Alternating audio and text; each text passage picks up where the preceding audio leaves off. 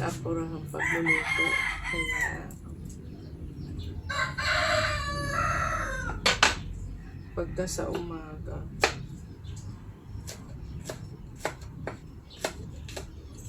galing po kasi kami sa church, kaya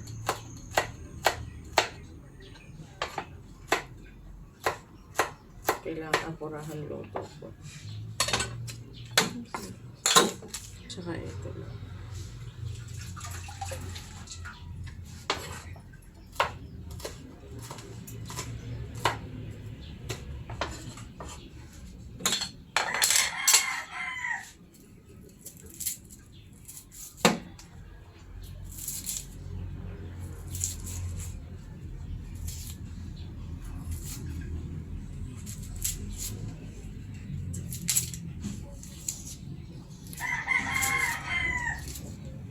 Hello mga guys, kumusta po kayo?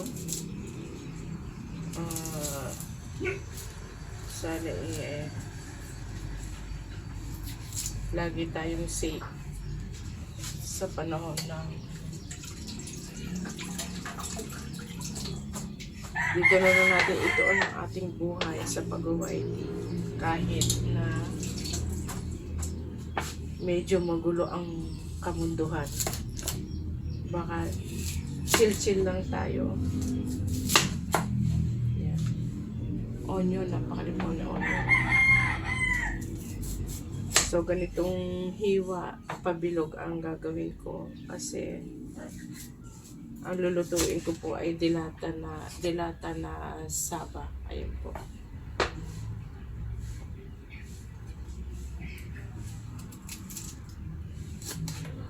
At ang gusto po ng asawa ko dito yung ayan, yung pong ganyan. Sibuyas na malaki. So, ay, ang hirap.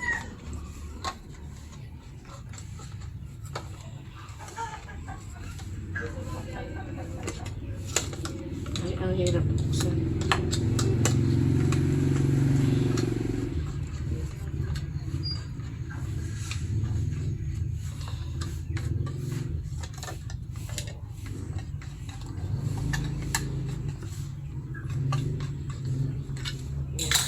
Hirap po. Open na lang natin ganun para so ang aking nahiwagang kawali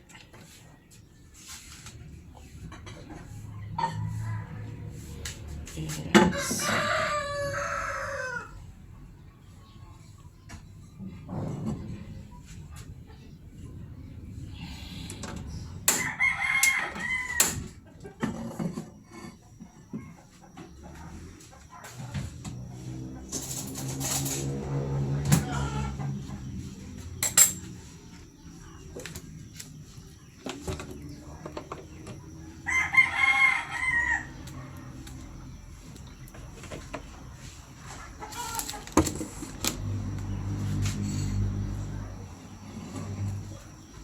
Tayong mga katulad ng nanay, diskartihan sa pagluto at sa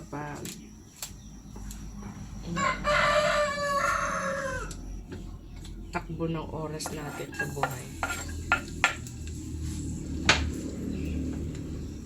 Ang aking recipe naman po ay dilata lang. Dilata lang muna na saba. Tapos, lagyan natin ng Knorr sampalok powder. Masarap to sa ano po, pang-asim. Kaya asim mo siya.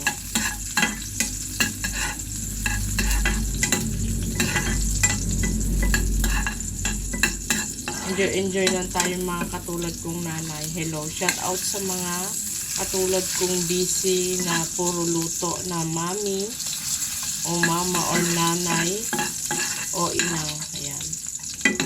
Hello sa mga katulad kong mami na love cooking everyday. Mega love shout out po.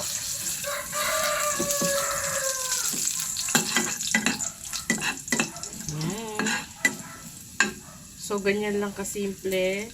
Tapos, buhos natin yung Ay, konti lang. Mag-add tayo ng konting water. Yan. So guys, ganyan lang. Oh. Tapos, lagyan natin na kaagad ng Knorr powder.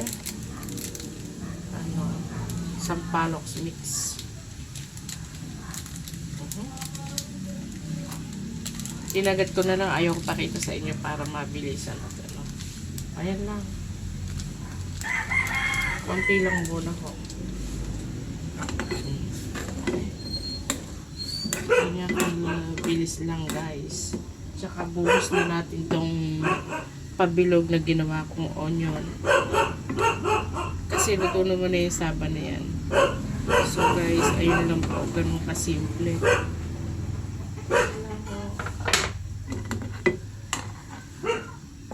Kailangan mabilis kasi papasok sa work yung aking asawa. Yan po. Lutuin na natin konti yung sibuyas. Ayan. Sige, more on kulo mga guys. Ayan.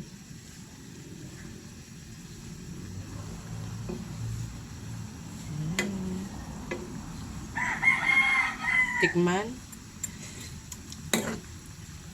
Ayan, ang sarap guys. Nag-agaw yung asim at anghang. Hindi na ako mag-a-add ng seasoning flavor kasi sakto na yung kanyang alat. Ayan po. So yung sibuyas half cook lang naman na yan. Hindi na kailangan yung lutong-luto.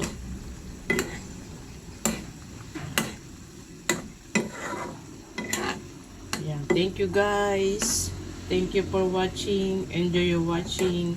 God bless you sa mga katulad kong cooking mom.